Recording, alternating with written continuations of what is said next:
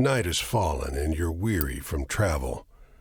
Stars fill the sky above, and in front of you is a brightly lit wooden house, the only building you've seen for days.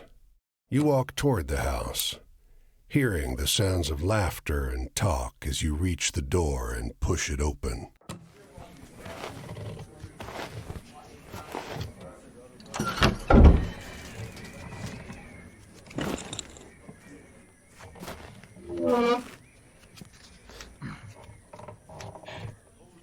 You sit down and join the game. It's a cheap buy-in, and not many of the other players are very good. The lady fiddling with dice gets good cards, but has no real strategy.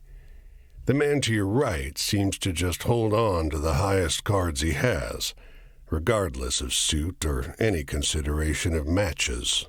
The man in gray across from you, though, he's good. He already had the largest pile of coins when you bought in, and while your winnings grow quickly, you can't quite catch him. One by one, the other players leave the table, sometimes with pique or with wry humor, leaving their winnings with you or the man in gray.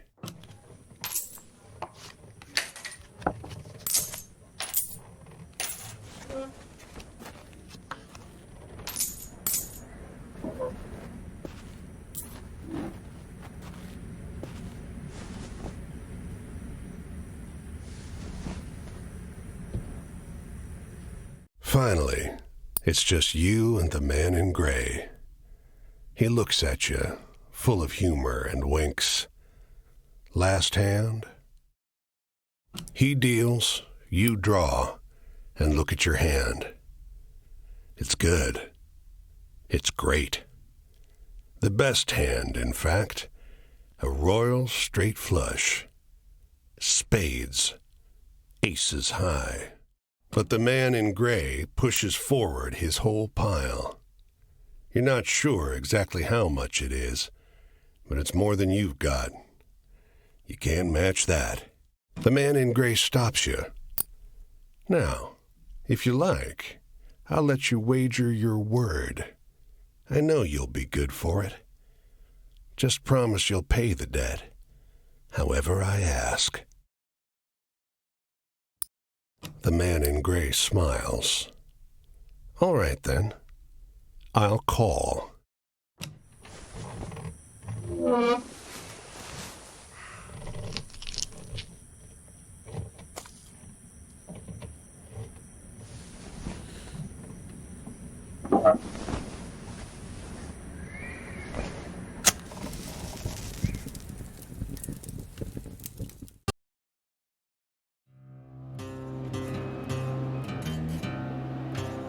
Well, your luck wasn't so good, was it?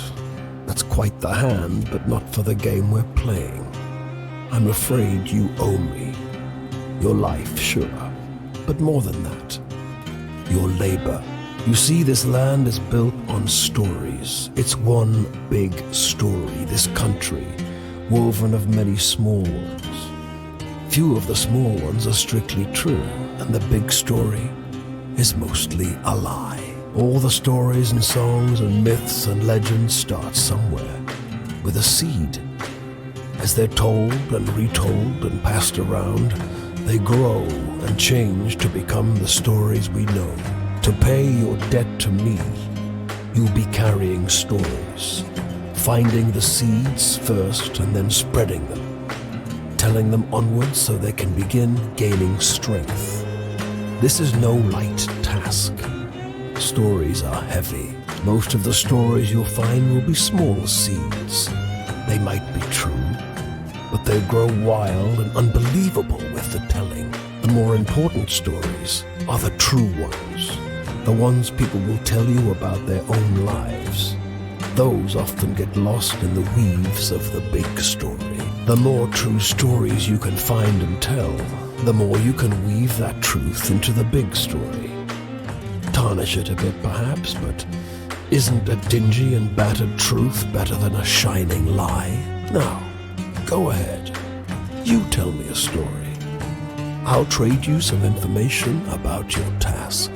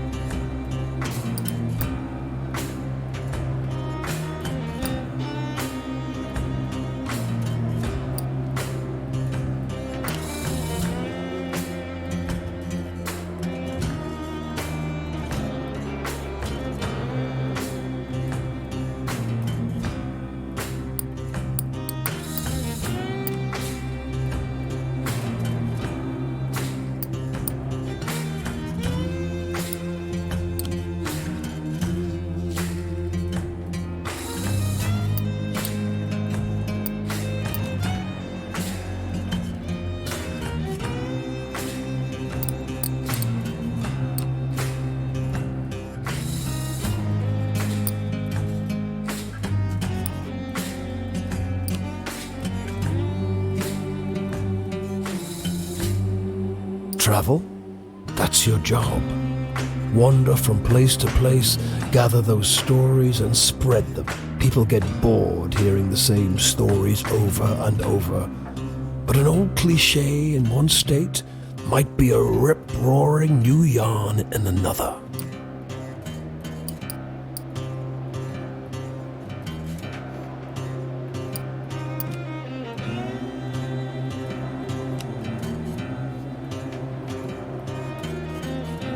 You'll sometimes have to make choices about what kind of story you're finding. Is it a love story or a tragedy? Don't gather too many of one kind, though. This grand story needs variety.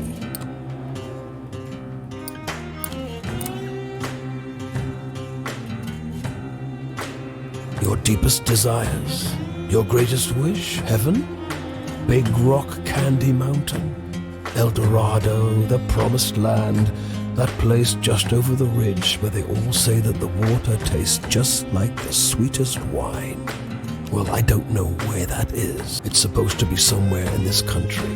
Ask the people you meet. They're all searching for the same thing.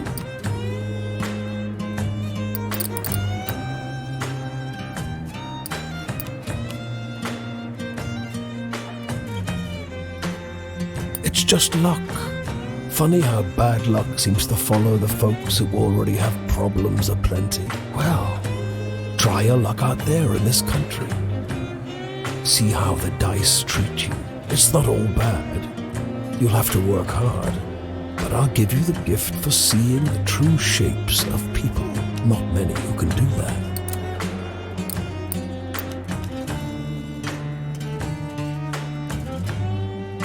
I'll strip away your flesh to make the journey easier, but still you will feel pain, hunger, weariness, thirst, and despair. They're all part of stories, the part not often told. And death, yes, but don't worry. As long as your task remains, you come back. Go on your way, seeker.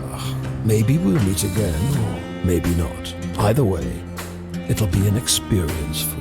I'm jealous in some ways. I hope you find what you're looking for.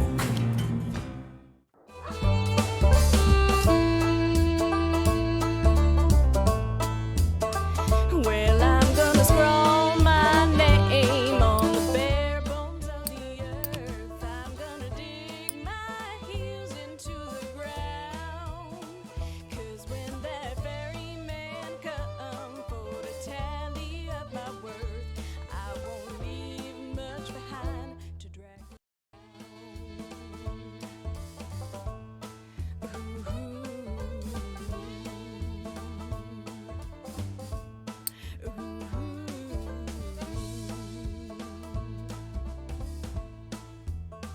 Well, I'm gonna have So what is this? It's weird. upon my weary back. I'm gonna keep that stride stuck in my soul. 'Cause when my coals burn low and my trains run out of track, I won't be no one else to dig my hole.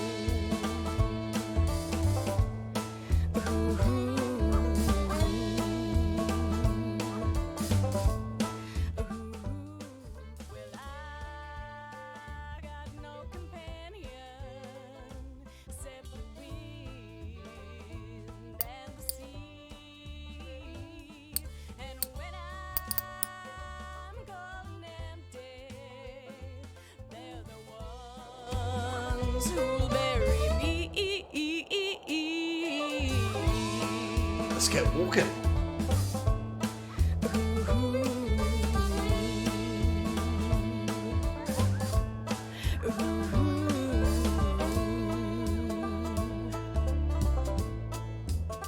Well, I'm gonna cast my stones o'er the waters of this land, and by I'll see them far and long. This bungalow is being ransacked. There's furniture piled in the front yard, ammunition heaped under the mailbox, and a crowd of clean-cut men ripping apart a car in the driveway. The two heavily armed, mud-caked women leaning over the porch railing share the same bored grin. One shouts at you. "Lend a couple innocent gals a cigarette?" You are about to hand her a smoke when those men draw pistols and shove you hard into the dirt. "You know these girls?" they demand. Once they've dumped your bag out into the road, they decide you're harmless. "If you were selling booze too, you'd have a lot more cash," sneers one. On the porch behind him, the two bootleggers are fingering their empty rifles, grinning in disappointment.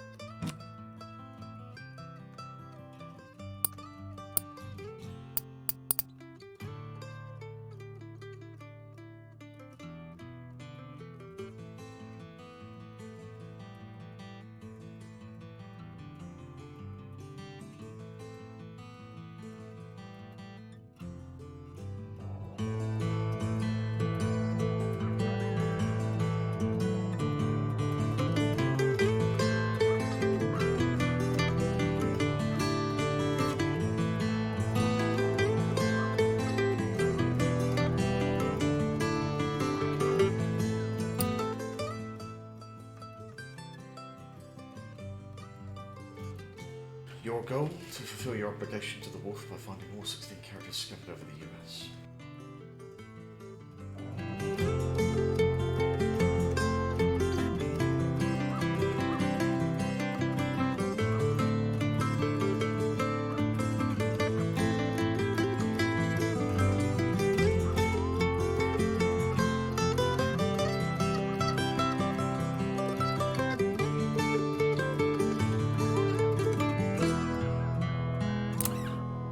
Off the road and into the woods, you can't help but come across this package by the old tree tied to a sturdy stick. The cloth wrapping conceals, though not particularly well, something large and softly unsettled. Little eyes blink back at you from inside the bundle. The shape gives a start. "Please don't tell my pa that I'm in here," it says in a small voice. "Pa doesn't want to live with us anymore, but I want to go with him. Don't tell him, please. I'm hiding." You tell the boy you'll keep his secret. You don't see his father anywhere. You don't see another soul for miles.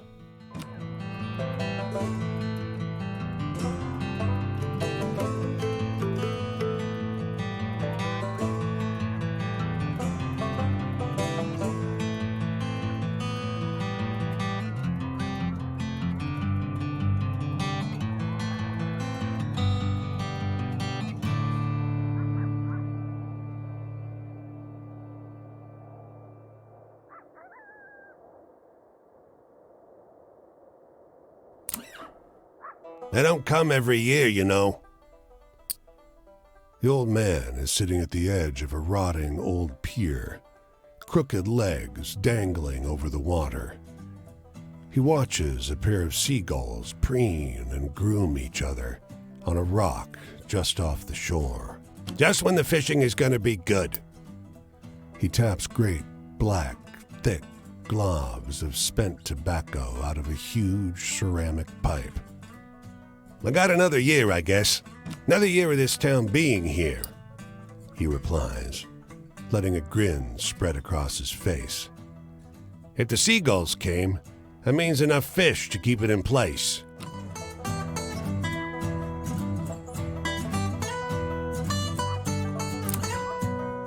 The woman walks the small town square with the poise of Betty Davis, the confident stride and inimitable mannerisms elevating the sidewalk into a plush Hollywood carpet.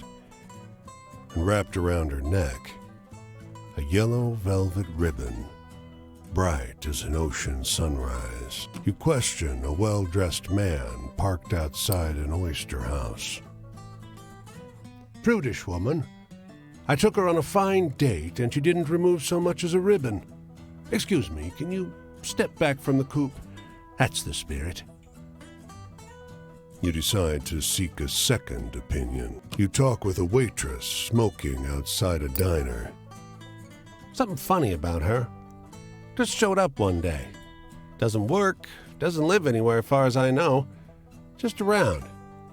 Myself, I'd love to know who made all her beautiful clothes. You ask the woman if you may join her at a public bench. You may. Lovely outside, isn't it? Her eyes are a beautiful shade of brown. Beneath the yellow ribbon, a thick, fibrous scar wraps around her throat. Weather like this, it reminds me of Paris.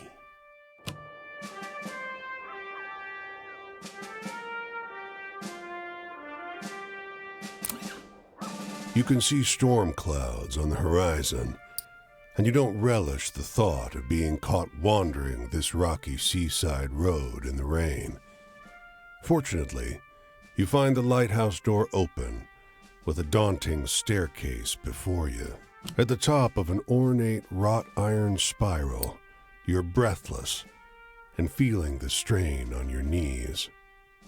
Rain already batters the walls outside. You can only knock on a heavy wooden door leading into the upper level. Muffled voices and light seep in beneath the door. Looks like we got a visitor. Sounds like a man's voice, deep and rough. Well, behave yourself. I'll open the door. Another man, this one with a higher, more sonorous voice. I always behave myself. He feigns indignation, but his tone betrays affection instead. After a moment, the door unlatches from the inside and opens. The man before you is tall and muscular, with a hint of a paunch beneath his wide chest. The heavy iron knob on the door looks nearly dainty in his huge hand. Didn't want to be out in this rain, did you? Come in. Despite the rough exterior, this room looks like a well-appointed parlor. There's a rug on the well-trod wooden floor and an enormously plush couch. And sat upon it is a stocky fellow grinning through a great hazel-colored beard. Tea?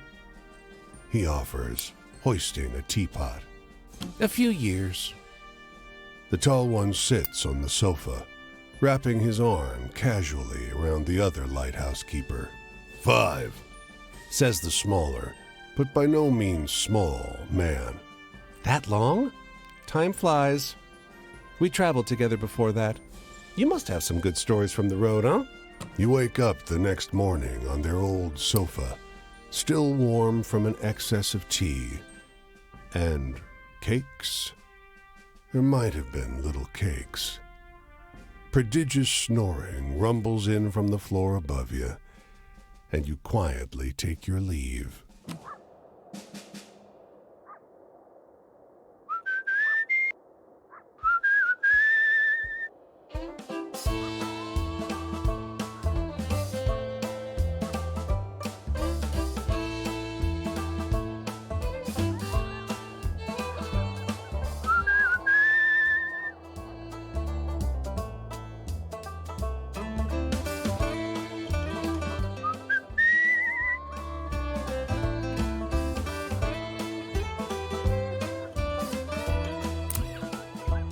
A dusty truck and a man on horseback pull up next to one another in front of the grocer. Suddenly, the driver and the rider, two wiry old men with identical haircuts, start shrieking at one another. The man with the truck leaps into the street. "Brother!" he shouts. The one on the horse tumbles out of his saddle. "Brother!" he screams. They embrace in the road. 30 years, hollers the driver. The rider, tears streaming down over his face, corrects him. "No, 32! Everyone here is watching these two older men cry and hug one another in the middle of Main Street. Cars and wagons are backing up. People are yelling. "Take a photo of us," the driver begs you. Starts hauling a tripod out of the bed of his truck. As you usher them onto the sidewalk, the driver says, "Joe, I thought you were dead." The rider freezes. "Joe?" he blurts. "I'm not Joe." The two men stare at one another, each slowly recognizing something alien in their mistaken brother's face.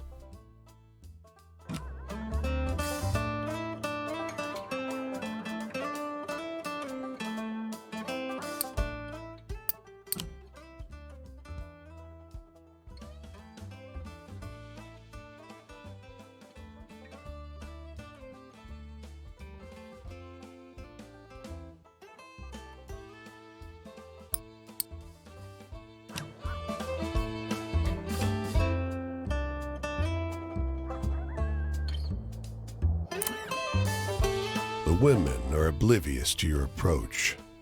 Their eyes are shut. Their touch, where they hold hands, is gentle. They speak in low tones. One stifles a burst of laughter, but it brings a smile to their faces. "Sorry," says the one who laughed. "Don't be," another assures her. They don't look up. The branch snaps beneath you. The youngest jerks her eyes open and snatches her hands free from the circle. "It's all right. He isn't coming back," soothes the eldest. She turns to you. "You could join us, if you've got something you're grateful for." Your words go unremarked. The youngest, holding your right hand, takes her turn. "And we give thanks for those who left, who we wanted gone, for the skills to thrive without them, and for the companions who make the effort joyful." Your hands are released. The ceremony is over.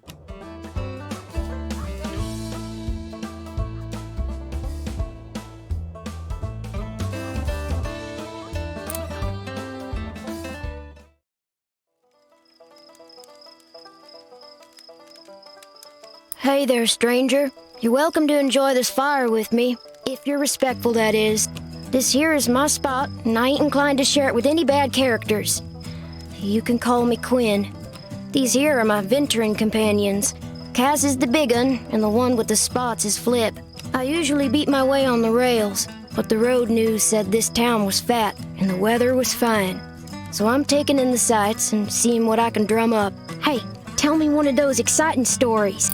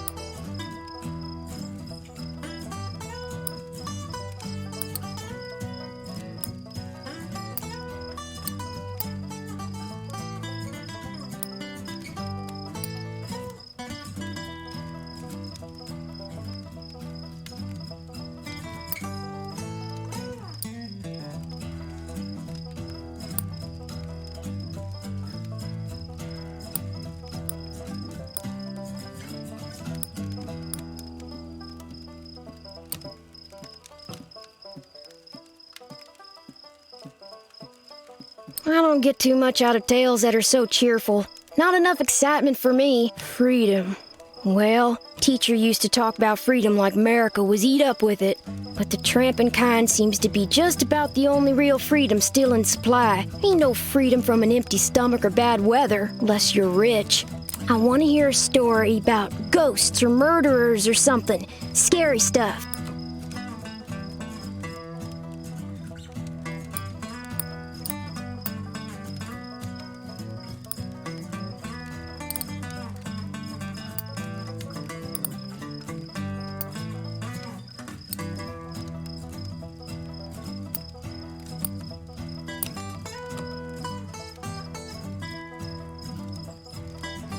Ain't life got enough tearjerkers in it without telling stories like that? Gee, sad. Oh, so you think just 'cause I'm young, I gotta be sad, crying after my mama every night. I don't need you looking after me, so if you're offering, don't. And I thought I told you to be respectful. What you really ought to be asking yourself is if you want to keep enjoying my spot or not. I want a story that scares me. Now I'm older, almost nobody can do it. Give me your best shot.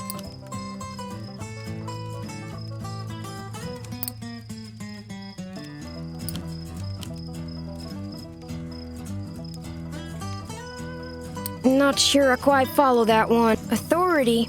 Bosses and such? I ain't nobody's little Angelina if that's what you're asking. I take care of myself and my dog. I don't need no jocker looking out for me. So if you're offering, don't. Shoot, I thought I told you to be respectful.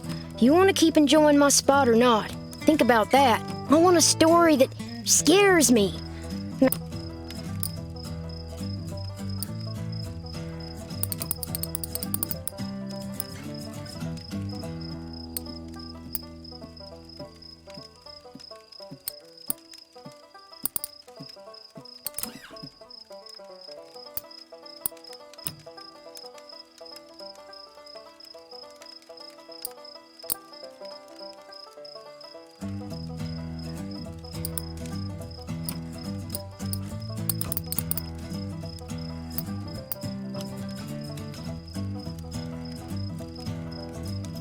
What's the use in telling sweet, happy tales if in they make you snooze?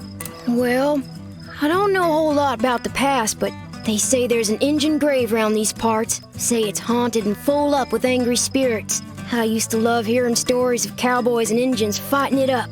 Would swap tales with the youngins. But, well, I suppose if someone shot me, I'd be pretty vengeful too. You got any happy stories?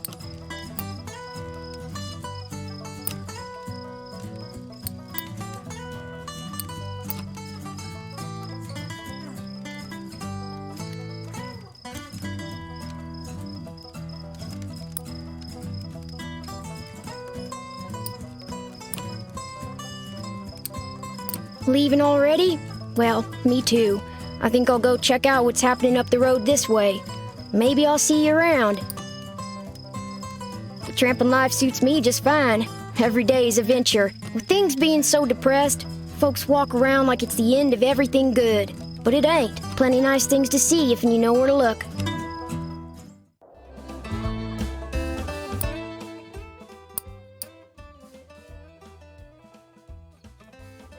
You hear part one of this strange game. See you next time.